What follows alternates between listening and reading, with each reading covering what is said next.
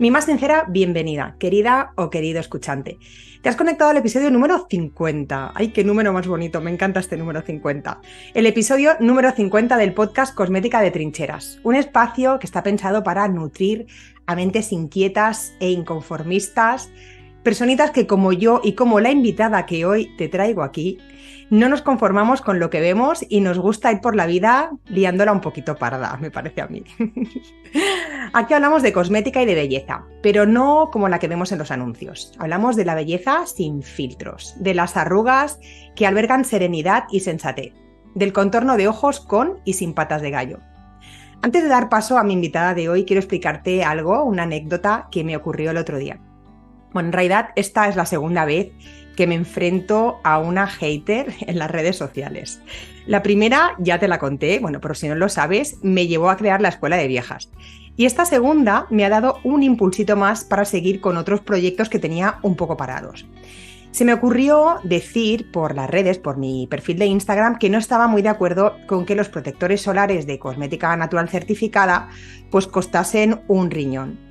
Ya sabemos que los protectores químicos están teniendo mucha repercusión mediática, yo lo he hablado varias veces en las redes porque ha habido estudios, un estudio muy reciente realizado en Barcelona que ha detectado compuestos tóxicos de los filtros químicos en el cordón umbilical de recién nacidos. Para que después digan que la cosmética no penetra en la piel, vamos, penetra en la piel, en la placenta y por todas partes. Eran ingredientes los que se han encontrado que ya se sabe que son disruptores endocrinos. Entonces, ¿qué nos queda? Pues nos queda pasarnos a la cosmética natural, que ya sabemos que es mucho más segura, y en el caso de los filtros minerales, de los protectores solares minerales, pues sabemos que no traspasan la piel, ¿no? ¿Cuál es el problema? Pues que son súper costosos. Me duele decirlo, pero es que es la pura realidad. Poco importa, como decía en las redes sociales, quién se lleva tajada con ello. Si el margen lo saca el del laboratorio que tiene que hacer los test para certificar el producto, si se lo lleva el fabricante, que este me parece a mí que es el que menos se lleva, el pobre, si es el que vende las materias primas para prepararlo o si es el distribuidor. Yo lo que estaba denunciando en redes es que me parecían muy caros. Ya está, punto pelota. Para mí tenía que ser un producto de primera necesidad, la protección solar adecuada, garantizada, segura, con ingredientes naturales. Para mí tendría que ser un producto de primera necesidad como el comer, dada la problemática que ya tenemos con la radiación ultravioleta y los efectos que se ha demostrado que tiene sobre la piel. Vamos, me parece súper lógico, ¿no? Pues bien, ¿qué pasó? Pues que se me echaron a la yugular, esta persona se me echó a la yugular de muy malas maneras. Además, bueno, empezó a calumniar cosas mías, que la verdad me molestó muchísimo, ¿no? Supongo que era una fabricante de productos cosméticos, una pequeña fabricante, imagino, ¿no? Y yo entiendo perfectamente que las pequeñas marcas necesitan poner precios más elevados para tener un pequeño margen. Se llevan nada. Yo estoy segura que se llevan muy poquito dinero. Pero no me diréis aquí que algo falla. Algo falla. ¿No debería cuestionarse el precio quizás de las materias primas o los test para personas que necesitan fabricar este tipo de productos, que son obligatorios, ya lo sabemos? Y son productos que, repito, son necesarios para nuestra salud. Algo falla. Es simplemente lo que yo estaba diciendo pues en mi comentario, ¿no? En mi post en Instagram. Cuando días más tarde me puse a leer los mensajes, eran mensajes totalmente desatados de esa persona, porque es que vamos, es que se me desató totalmente. Pues reconozco que me subió la presión, me subió, vamos, empecé a bombear, me puse súper nerviosa, estaba súper enfadada, iracunda, porque se estaba ensañando conmigo de muy malas maneras, ¿no? Y lo primero que se me ocurrió es ir contestándole punto por punto, defendiendo mi postura y sobre todo, pues desmintiendo todas las mentiras que había soltado sobre mí porque esta persona no me conocía de nada, ¿no? Inhala, exhala, me dije, Esther, inhala, exhala. ¿Y sabes qué hice? Pues no hice nada, aparte de eliminar sus mensajes y bloquearla, y me quedé tan ancha. En otras circunstancias, en el pasado, en un pasado pues reciente, diría yo, no tan lejano, hubiese reaccionado de una manera pues mucho más visceral, mucho más sanguínea, ¿por qué no decirlo? Pero ahora tenía una herramienta para sentirme en paz y que es una herramienta que cada vez me va haciendo más fuerte a medida que pasa el tiempo. ¿Adivina cuál es? Pues es mi edad. Los años me han hecho más poderosa. Porque, querida mía o querido mío, cumplir años mola para muchas cosas. Y si no, que se lo pregunten a la invitada de hoy, a mi querida Carmen Núñez, que va a estar ofreciendo una masterclass este mes de julio en la Escuela de Viejas. Te la voy a presentar porque ya me estoy enrollando demasiado.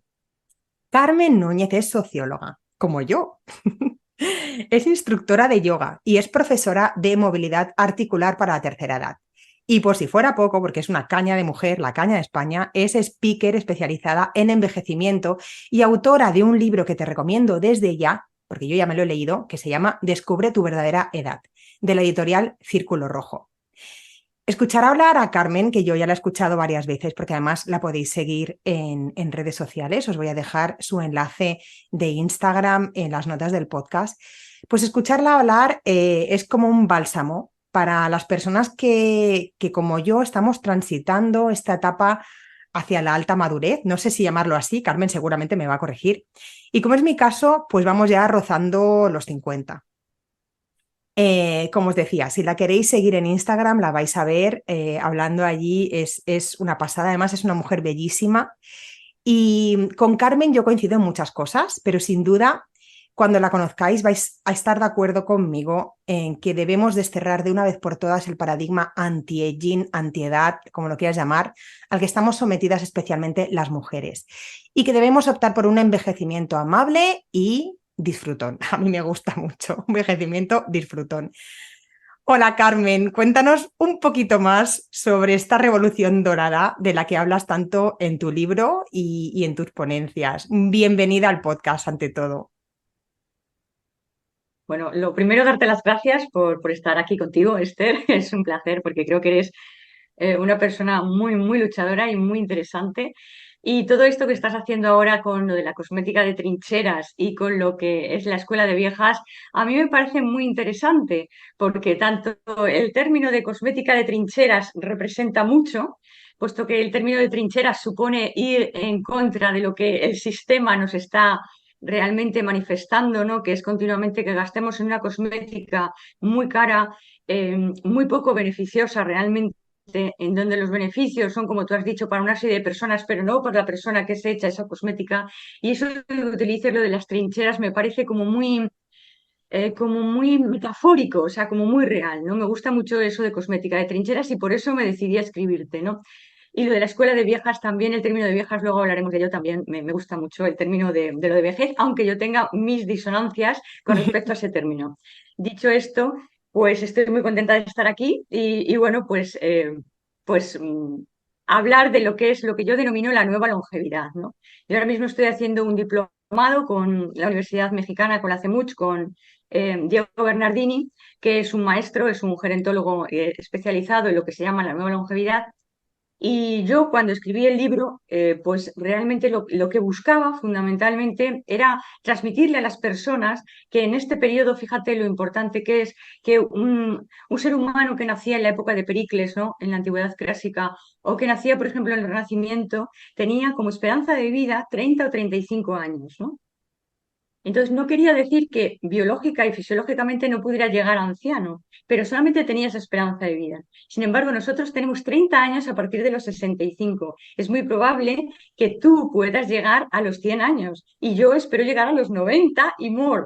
Entonces, ese periodo de 30 años es un periodo en donde yo quería en el libro transmitir a las personas que puede ser un periodo muy bueno, muy creativo, muy rico y que además la edad, realmente la edad cronológica ya no nos definía, ¿no? Y por eso se llama Descubre tu verdadera edad, porque la edad cronológica, que es la que estamos acostumbrados a manejar, no es la única edad del sujeto. Hay otras muchas edades, como es la edad social, como es la edad biológica, como es la edad autopercibida, que se han estudiado y que hay muchos papers y muchos estudios en ese sentido que definen mejor el conjunto de envejecimiento que tiene el ser humano. Por ejemplo, la biológica es el envejecimiento de las células y de los órganos, ¿no? Entonces, yo eso era lo que quería escribir con el libro. La perspectiva tampoco la sabía. Quería hacer una perspectiva sociológica y bueno, pues es lo que me ha ido saliendo porque el sociólogo que llevo dentro, que me formé en los años 80, pues lo he ido reciclando, lo he ido actualizando y es el enfoque que procuro dar basado en mi propia experiencia, puesto que yo tengo 65 años, ¿no? Y bueno, pues eso es en esas estamos actualmente, en esas estoy, dedicándome a mis conferencias, a aportar, es decir, a estar vigente como persona, no en un trabajo de 8 horas, sino aportar mi formación, mis estudios, mi conocimiento y mi propia experiencia para ayudar a los demás a poder llevar ese periodo de 30 años de la mejor forma posible. O sea, sin varitas mágicas, sin considerarme una patata caliente, sabiendo los riesgos y las dificultades que tiene el envejecimiento, porque es un tema complejo, es un tema difícil y es un tema que además hoy en día no está ni tan siquiera en la agenda política, agenda de formación, y por tanto es un tema que se está haciendo en estos momentos muy novedoso, que lo estamos haciendo muchos de los que nos dedicamos pues a esto actualmente, ¿no? Me parece súper necesario y alucinante, la verdad, los pocos recursos, como dices, que se están destinando a ello, ¿no? Al final, en 2050 se dice que va a haber más de 2.000 millones de personas que superen los 60 años de edad cronológica, como tú dices. De modo que, vamos, yo intuyo que las viejas y los viejos van a estar de moda, vamos a estar de moda, porque yo voy a estar ahí, yo voy a estar ahí.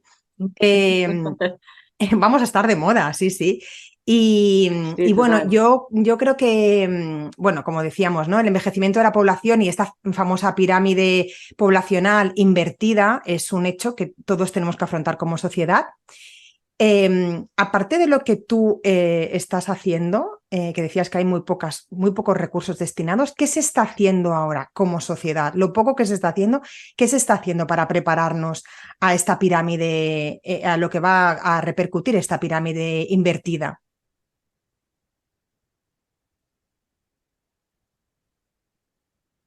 ¿O cómo debemos Vamos a ver, prepararnos como realmente cómo de deberíamos momento prepararnos como sociedad? Carmen, ¿tú cómo crees que deberíamos prepararnos como sociedad? yo creo que uno de los problemas más acuciantes, que hay muchos problemas con respecto al envejecimiento, pero por ejemplo uno de ellos yo creo que es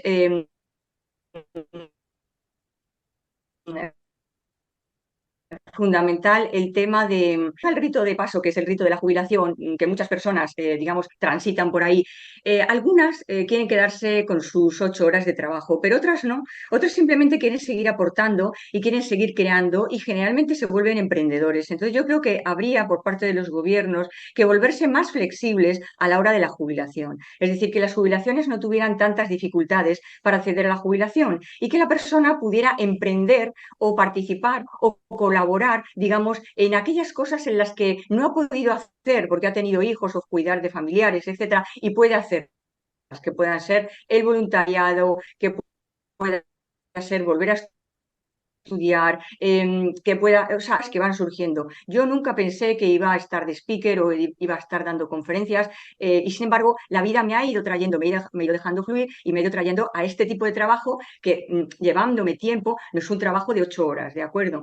Entonces yo creo que es importante que los gobiernos flexibilicen todo el tema de la jubilación y que las empresas, grandes empresas, como te estoy hablando, por ejemplo, Coca-Cola o las empresas como McDonald's, que ya están en la vanguardia, son vanguardia, están captando mucho del talento creativo de los mayores. ¿Por qué? Porque los mayores, está demostrado en revistas como Science o como tantos otros estudios científicos que la parte prefrontal se desarrolla con la edad. Entonces los mayores tenemos un mayor desarrollo prefrontal y generalmente coordinamos mejor nuestras ideas y somos más creativos. No es que yo lo diga, hay estudios. Entonces somos más creativos y estamos muy entrenados a entregarnos y lo hacemos con la voluntad y la pasión de que queremos hacer algo nuevo. Y eso generalmente hace que los negocios salgan adelante.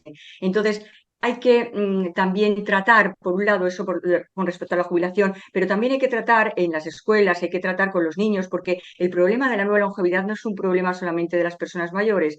De la nueva longevidad incluye al influencer con 20 años, al mayor que está con cuidados de larga duración de 90 años en un asilo, porque ese influencer va a llegar a ser esa persona, va a tener probabilidades de llegar hasta los 90 años. Entonces, la nueva longevidad es un problema que nos afecta a todos realmente, ¿no? Entonces, hay que captar este talento creativo de las personas, hay que ayudar a que los mayores participen, que estén en los núcleos de poder y que realmente en los núcleos de cambio social y en los núcleos culturales, ¿no? Y esto no es nada fácil porque luchamos, y digo luchar, la palabra luchar es dura, pero es cierto, contra un edadismo imperante muy grande. Y además del edadismo, con que las posibilidades de acceder al mundo laboral, al mundo de trabajo, no son tantas, tenemos que ser realistas, le cuesta a los jóvenes, pues a los mayores también nos cuesta, ¿no? Entonces este también es otro problema al que nos afrontamos en esta nueva longevidad. Hay otro muy importante también, que son los cuidados de larga duración, que los gobiernos se tienen que pensar cómo los equipos multidisciplinares tienen que ayudar a esas personas que al final van a tener cuidados de larga duración. Es decir, tenemos por otra de las patas de la nueva longevidad es el tema de los malos tratos. Muchos de los malos tratos que vienen de cargo de las familias que están cuidando a esos mayores y que están saturados de trabajo o no pueden y al final tratan mal al mayor, ¿no? Y luego también las partes, digamos, en donde en residencias también se les trata mal, ¿no? El edadismo es un tema que está mejorando muchísimo, pero que hay que combatir porque hay muchos mitos en torno a envejecer, muchas ideas que hay que desmontar y es normal. Estamos en un periodo donde el ser humano nunca había vivido 30, nunca había tenido esas expectativas de revolución dorada. La revolución dorada no es porque los mayores tengamos un bolsillo muy lleno, sino porque realmente es absolutamente un triunfo del ser humano poder vivir como están viviendo ahora mismo el pico de los japoneses, hasta las mujeres hasta los 89 años, los hombres hasta los 86 y en breve se sabe que se va a poder llegar a los 100 años. Tus hijos, tú seguramente vas a poder llegar hasta los 100 años y tus hijos con certeza, ¿no? Entonces, es un tema complejo y bueno, pues creo que incluye muchísimos factores que a nivel tanto de empresas públicas y de inversiones de las grandes empresas y también a nivel de administración y a niveles políticos es un tema que se está ya cociendo, digamos, y que los grandes organismos se están dando cuenta de que hay que irlo trabajando. No hay que tener miedo, como tú has dicho, a la pirámide de población invertida.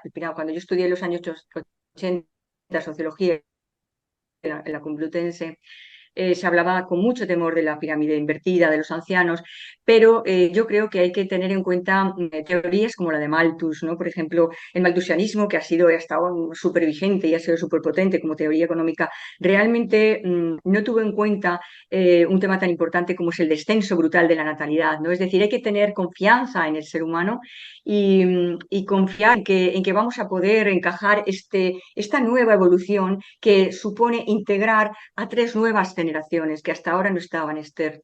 Nosotros clasificábamos a las personas en lo que es infancia, las clasificábamos en juventud, madurez y vejez.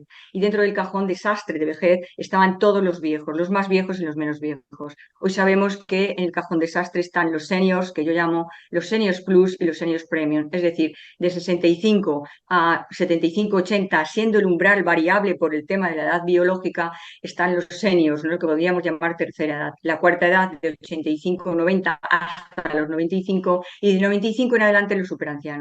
Somos poblaciones con diferentes necesidades. Yo no tengo nada que ver con 65 años con un hombre de 95. Es decir, en ese cajón desastre ya esas generaciones, esas escalas generacionales, hay que empezar a tenerlas en cuenta y hay que abarajarlas y ajustar, digamos, las políticas públicas, las inversiones y tal, en función de las necesidades de esos colectivos que son completamente distintas y que las van a reclamar, pero siempre con confianza y con esperanza, porque el ser humano es un ser creativo, capaz de salir adelante en cualquier circunstancia. Claro, es que se hablaba de jubilados, ahí estaba pues todo el cajón desastre al final.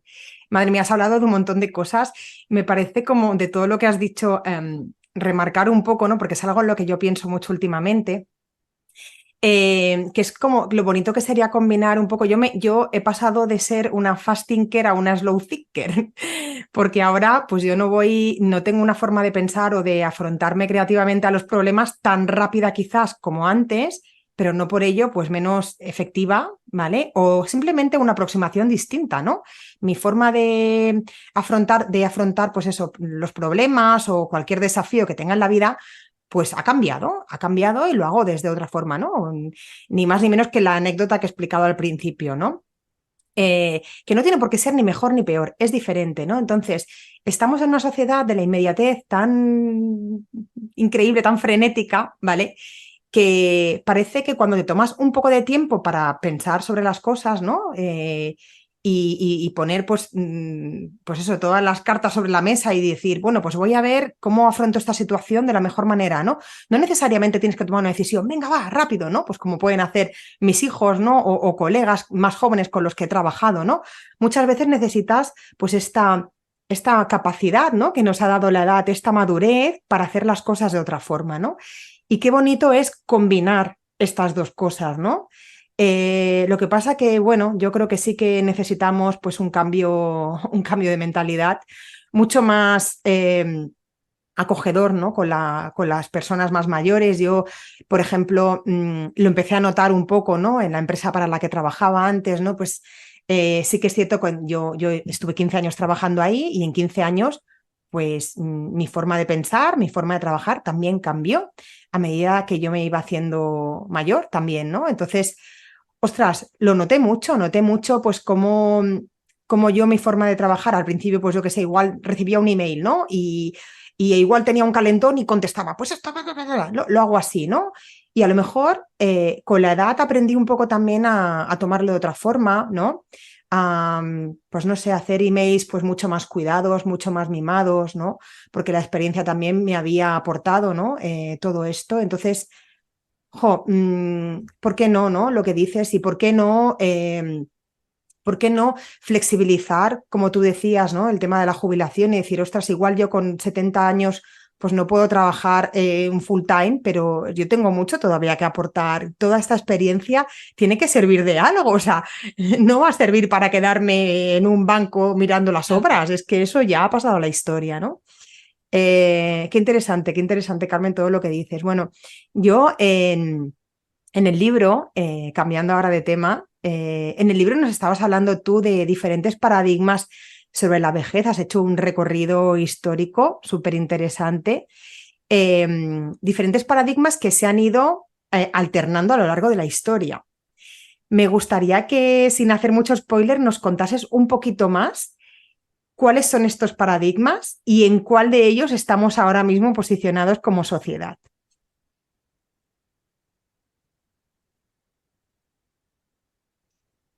A ver, mira, hice una revisión histórica porque según yo estaba comprendiendo el envejecimiento y según estaba sintiéndolo a lo largo de la historia, me he dado cuenta que casi hasta el siglo XX la forma de vivir y de sentir la vejez ha sido una forma muy dura. Es decir, lo que se denomina el paradigma tradicional, intrahistórico en lo que es nuestra cultura occidental, de vivir el envejecimiento, el paradigma tradicional, realmente está asociado a lo que es muerte, deterioro, enfermedad, soledad, tristeza, abandono, etcétera, decrepitud, fealdad.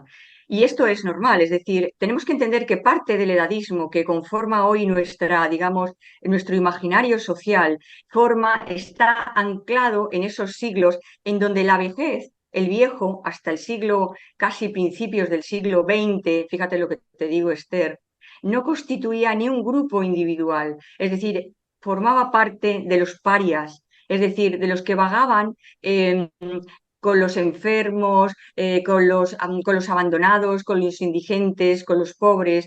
Y si no tenías un estatus económico, otra vez estamos en el historicismo de Marx, bendito Marx, no porque se haya puesto en marcha sus sistemas, que el sistema marxista y comunista no han funcionado, pero la teoría marxista ayuda mucho a comprender al ser humano. El historicismo de Marx, es decir, que la historia del ser humano es la historia de la lucha de clases, la persona mayor a lo largo de los siglos en nuestra Europa, que tenía un estatus económico importante, envejecía mucho mejor y en mejores condiciones que el que la gran mayoría, que eran indigentes y que morían tirados en la calle, en los orfanatos o como mucho en los centros de acogida de religiosos, ¿no?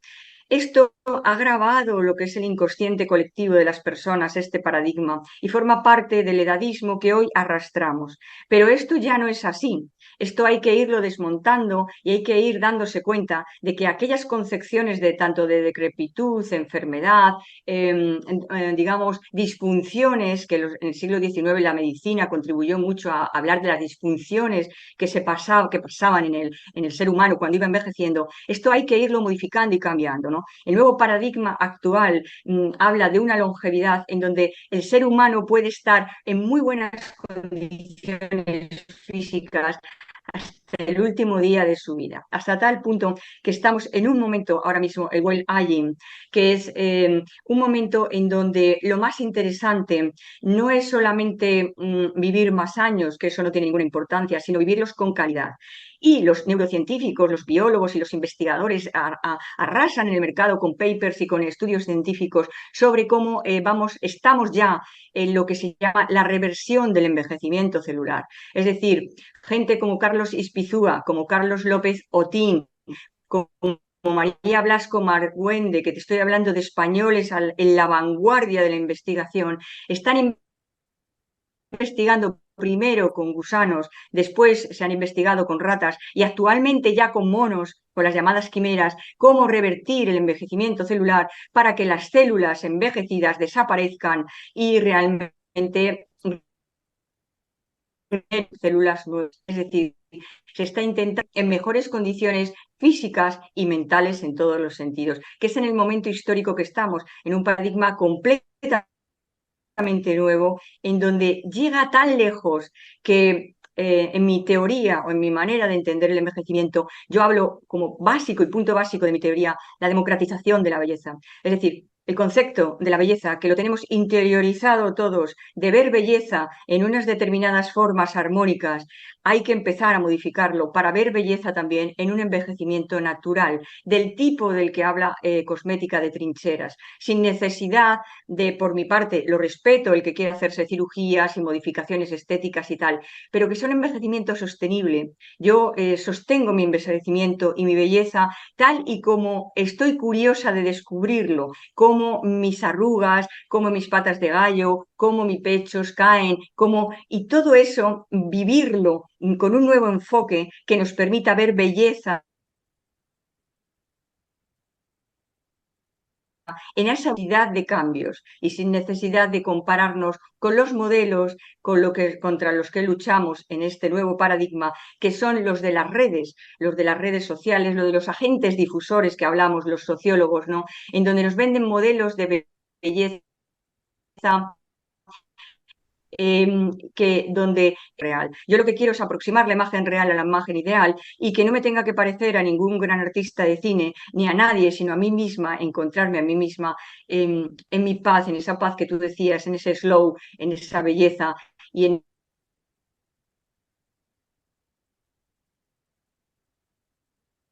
ese que las emociones no te traigan y te lleven, sino que seas la edad, da esa posibilidad, da la posibilidad de independizarte de muchas cosas, porque realmente tienes esa seguridad de que no pasa nada, de que realmente no pasa nada porque venga un crítico de estos y te haga una crítica porque a ti no te afecta, tu vida no depende de esa persona y el problema es de esa otra persona que es un hater y que bastante tiene con el sostener ese papel cada día cuando se levanta por las mañanas.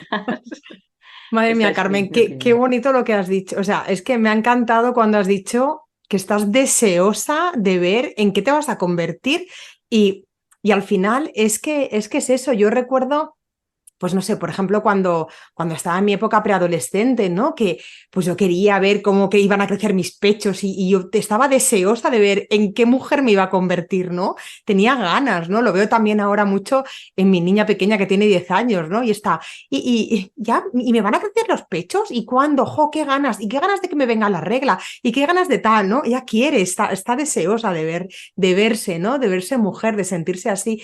Y parece que, pues no sé, pues la madurez, al contrario, vamos a alargarlo todo lo que podamos, esta imagen infantilizada, ¿no? Esta imagen juvenil a más no poder, que al final acabamos, pues casi, como tú decías, de respeto, pero muchas veces acabamos ridiculizándonos a nosotras mismas, ¿no? Intentando ser alguien que Sí. ya no somos, se acabó, ¿no? Entonces, jo, me ha parecido súper bello lo que has dicho, mucho. Y hay una cosa que me sorprende mucho en tu libro, ¿vale? Que es otra coincidencia. En tu libro dices que tú empezaste a plantearte la manera en la que tú querías envejecer cuando cumpliste 46 años, que precisamente es la edad que tengo yo ahora, de momento, porque la semana que viene es mi cumple y voy a tener 47. Y muy contenta hoy de celebrarlo, como decíamos antes. Que, bueno, al final ha sido la edad en la que yo he decidido crear la escuela de viejas, ¿no?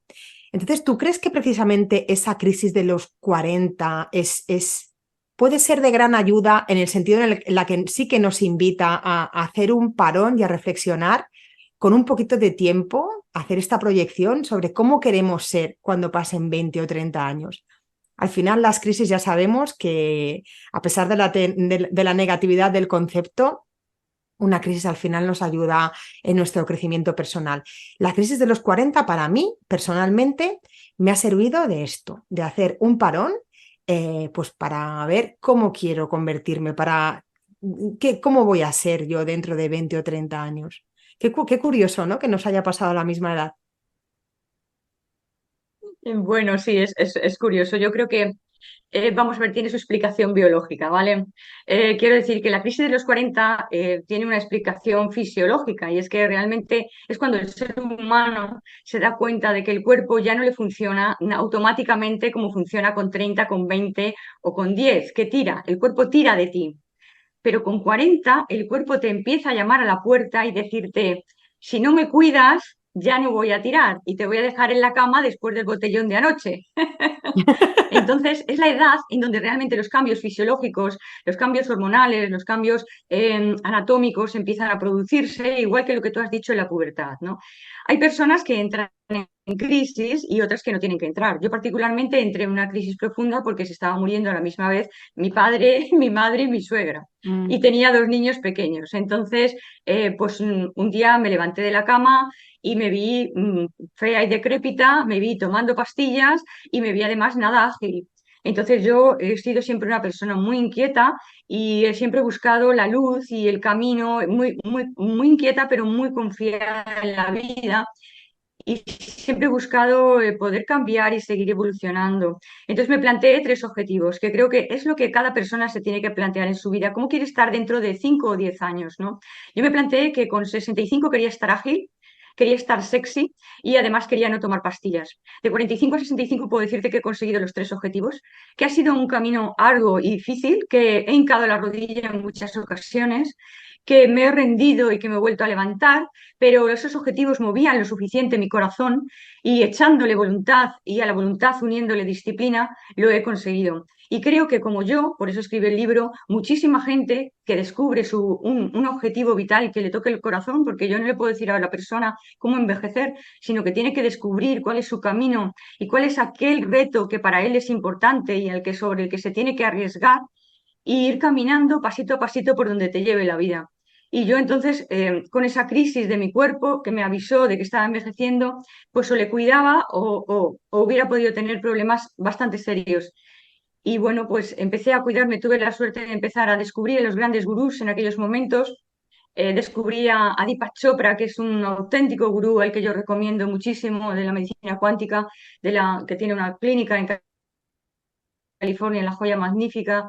Descubrí temas como el de la estrategia de la longevidad con Richard Restad, que yo dije, ¿estrategia de la longevidad? O sea, que se puede tener una estrategia para ya llegar a la nueva longevidad, ya en aquella época. Y entonces ya empecé con una estrategia para encontrarme cada vez más joven, cada vez intemporal, como hay otro libro de otra persona que no me acuerdo ahora, para poder conseguir esa intemporalidad que se puede conseguir y que a mí me la había transmitido mi abuela, que con 96 años había sido una mujer intemporal, creativa, disruptiva, trabajando, o sea, muy apasionante su vida, ¿no?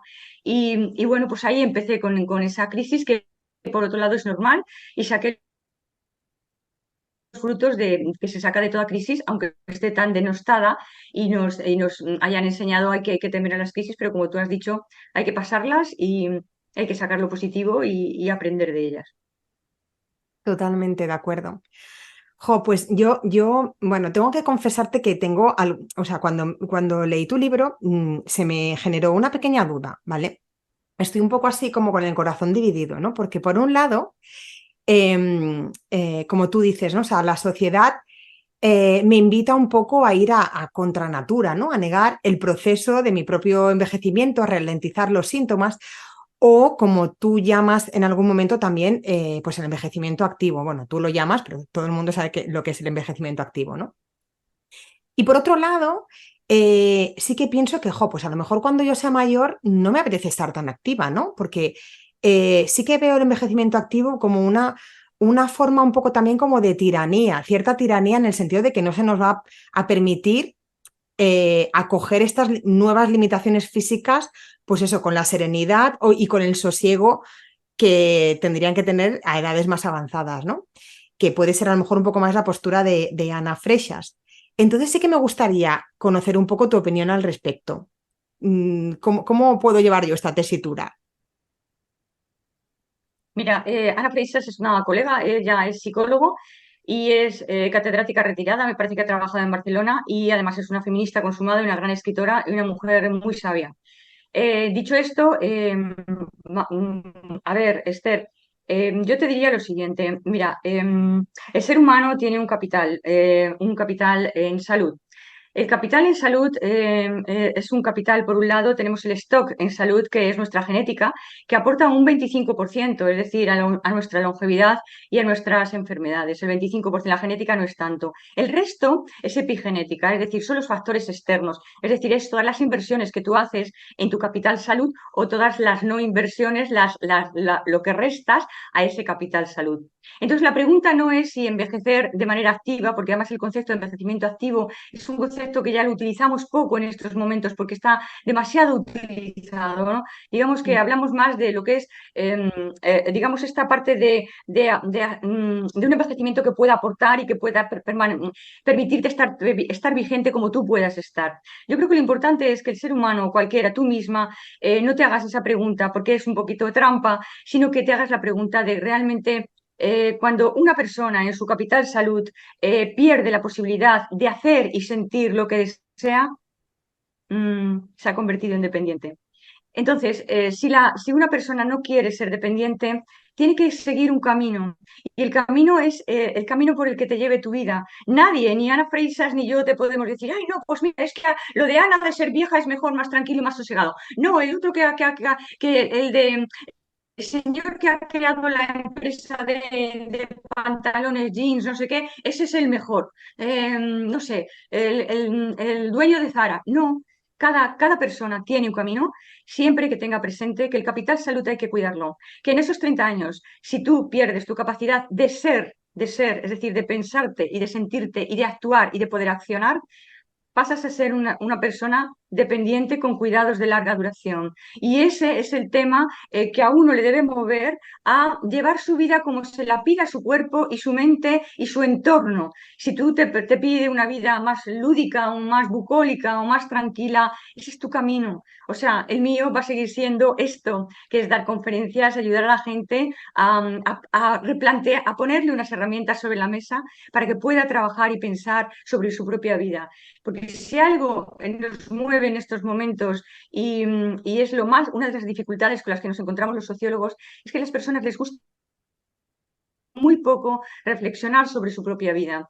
Y uno tiene que dedicar tiempo, no hablo, aunque quizás sí en meditación, reflexionar sobre cómo tú quieres encontrarte dentro de 5 años o dentro de 10, con qué personas, con qué capital económico, si quieres estar activo, si quieres estar más pasivo, si quieres, qué recursos quieres tener, si quieres tomar pastillas, si quieres estar ágil, es como tú quieres estar. Y encaminar tus pasos sin ningún tipo de miedo ni de temor, sino decir, bueno, pues a mí me gustaría tener salud, pues venga, vamos a caminar para la salud.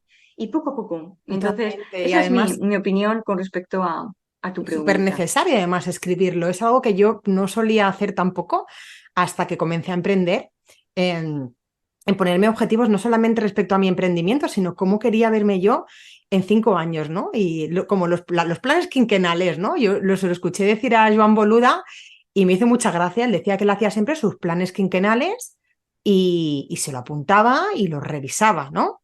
Y oye, que los iba cumpliendo el tío, ¿eh? Al final. Y es algo que sí, ¿por qué no? Qué necesario es reflexionar sobre qué quiero conseguir, porque es que parece que si no, pues vamos un poco todos a la deriva, ¿no?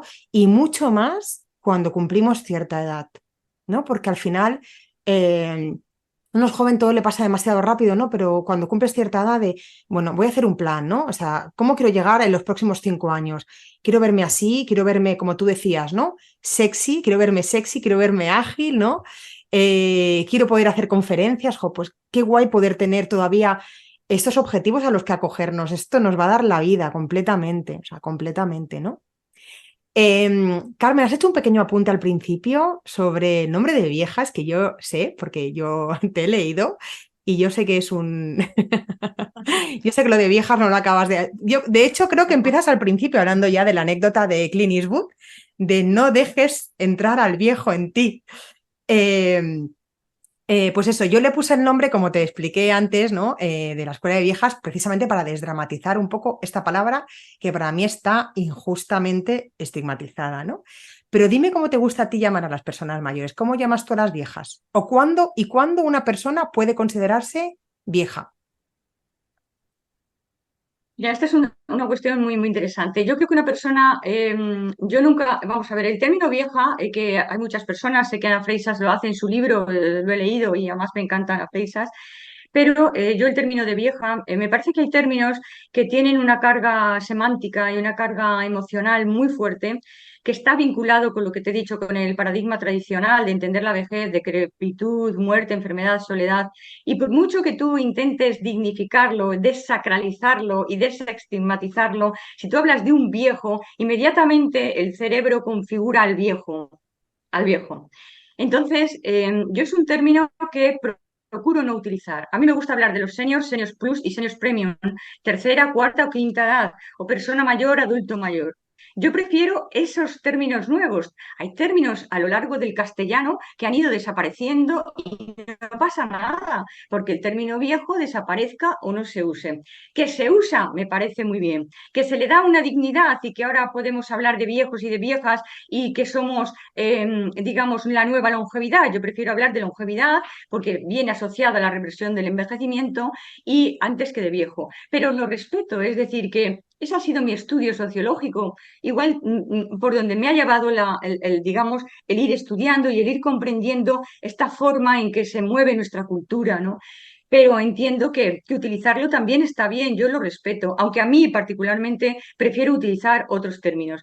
A mí, para mi periodo en el que yo estoy, me gusta más hablar de seniors, por ejemplo, ¿no? Me gusta hablar de la cuarta y de la quinta edad, ¿no? Del adulto mayor. Entonces son términos que no tienen esas connotaciones, digamos, un poco desgarradoras, que ha sido vivir la vejez para el ser humano de una manera real. No podemos olvidarnos de esto, de lo afortunados que somos de poder vivir la vejez de esta manera.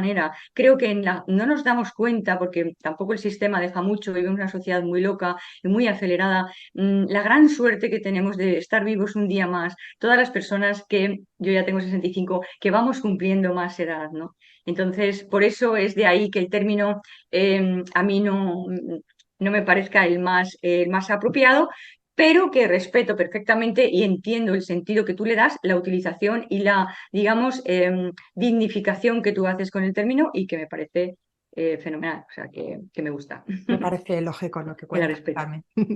Bueno, pues yo creo que hemos hablado de muchas cosas, pero tampoco quiero aquí desvelar todo lo que puedes aportarnos y todo lo que tiene tu libro, que me parece súper interesante.